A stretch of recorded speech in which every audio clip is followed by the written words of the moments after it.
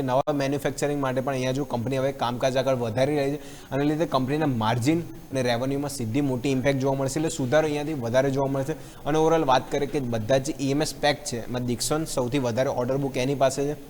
અને જે ફેડની પોલિસીને લઈને બી જે સમાચાર આવ્યા હતા, કેન્દ્ર સરકારે જે ફેડની પોલિસીમાં જે બદલાવોને મંજૂરી આપી હતી, એમાં જે કેબિનેટ પ્રેસ 3 આજુબાજુ આપણે જોઈએ તો જે બહાર આપણે જે ચીપ બનાવતા હતા એ ચીપનું મેન્યુફેક્ચરિંગ લઈને જે બહાર ઇમ્પોર્ટ આપણે જે કરી રહ્યા હતા, એમાં ખાસ જે ટેક્સીસને લગાવવામાં આવતા, હવે ટેક્સીસને હાલ થોડી મંજૂરી મળી ગઈ છે, ટેક્સીસ નહીં લાગે.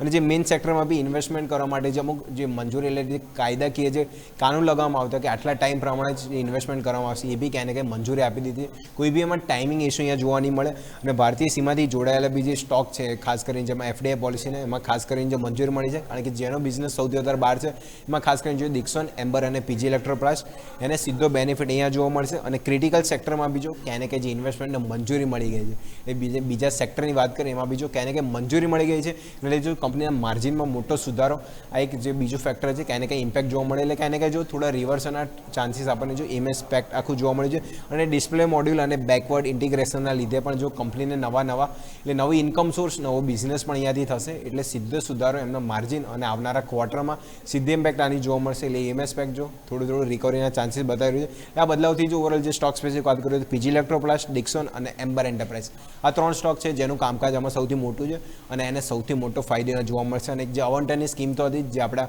ગવર્મેન્ટે કીધી હતી, જે 22,900 કરોડ હતું, જે આ વખતે ડબલ કરીને 44,000 કરોડ આજુબાજુ કર્યું છે, એનો તો બેનિફિટ કન્ટિન્યુઅસ 2028 સુધી તો રહેશે જ.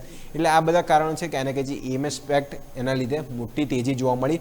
હવે થોડું આપણે સમજી લઈએ કે ઓવરઓલ સ્ટોક તો ખાસા પીટાઈ ચૂક્યા છે, તો 52 ખાઈથી કરી નાખે. કોઈ ઇમેજીસ આપણે સ્ક્રીન પર લઈને આવો તો ઓવરઓલ જોઈએ તો વાત કરીએ ઇમેજીસ આપણે જોઈશું તો Dixon ખાસ કરીને જો 52 ખાઈથી જો તો સ્ટોક આપણને જોઈશું 43% સ્ટોક અહીંયા કરેક્ટ થઈ ગયો છે. આગળ વાત કરીએ તો કેન્સ ટેકનોલોજી, આ બી સ્ટોક જો ખાસું કરે અહીંયા 52 ખાય આપણે જોઈશું 52 આવી 52% આ બી સ્ટોક કરે થઈ ગયો છે. PG ઇલેક્ટ્રોપ્લાસ્ટ 50%, એમ્બર એન્ટરપ્રાઇઝ જો તો -21%, સાઇન DLM 42% અને એવલોન ટેકનોલોજી આ બી સ્ટોક જો -30%. એટલે ઓવર જોશું 52 ખાઈથી સ્ટોક જો આટલા કરેક્ટ થઈ ગયા છે. હવે જે પોઝિટિવ કારણો છે, સમાચાર આવ્યા છે, તો ક્યાંય ને ક્યાંય રિવર્સલ કરવાના ટ્રાય કર્યા છે. એટલે બધા સ્ટોક જો ઓવરઓલ બ્રોકરેજીસ રિપોર્ટ બી આવ્યા હતા, હવે આની પર કાંઈ ઓવરવેટ થઈ રહ્યા છે અને સ્ટોક આટલા કરેક્ટ થઈ ગયા છે. તો ઓવરસોલ્ડ વેલ્યુએશનમાં જે સમાચાર ક્યાંય ને ક્યાંય પોઝિટિવ છે, ફેડ દ્વારા મંજૂરી મળી ગઈ છે, અવંટમ બી અહીંયાથી વધાર્યા છે, એટલે ક્યાંય ને ક્યાંય બધા જ પોઝિટિવ રહેશે. હવે EMS પેક્ટ જે આખું છે ક્યાંય ને ક્યાંય પોઝિટિવ સારી તેજી તરફ આગળ વધી રહ્યું છે. યસ.